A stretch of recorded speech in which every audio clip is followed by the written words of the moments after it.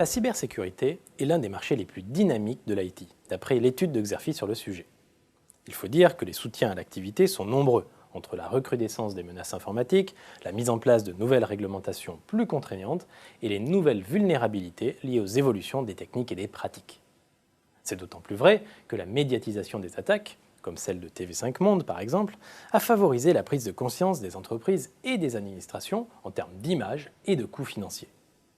D'ailleurs, le marché français de la cybersécurité a déjà bondi d'environ 10% entre 2013 et 2014 pour atteindre 1,6 milliard d'euros selon les estimations des experts de Xerfi. Et la tendance restera bien orientée à moyen terme.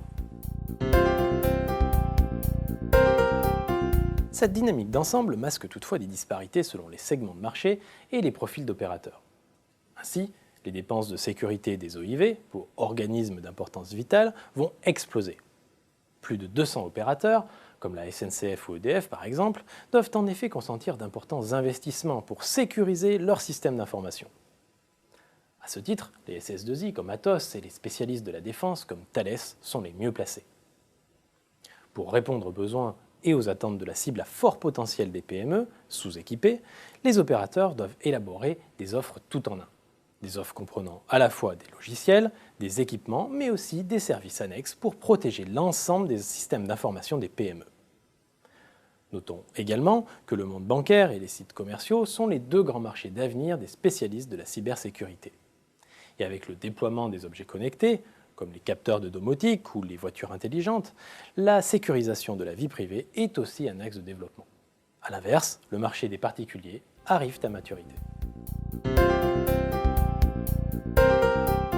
Deux menaces planent pourtant sur le marché. La première, ce sont les technologies de virtualisation. De nombreuses entreprises ont de fait virtualisé leurs serveurs pour faire des économies de place, d'énergie et de budget. La seconde, c'est le cloud computing, qui permet d'utiliser des ressources à distance.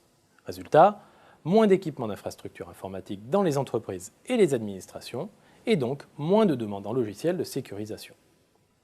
Dans ce contexte, les principaux clients des spécialistes de la cybersécurité ces prochaines années seront les gestionnaires d'infrastructures cloud et les opérateurs télécoms. Par ailleurs, ce très jeune marché, âgé de moins d'une dizaine d'années, se structure à peine. Certes, plusieurs opérations de fusion-acquisition ont marqué l'année 2014, à l'image du rachat de Bull par Atos. Mais la consolidation autour de quelques acteurs majeurs n'est pas encore engagée.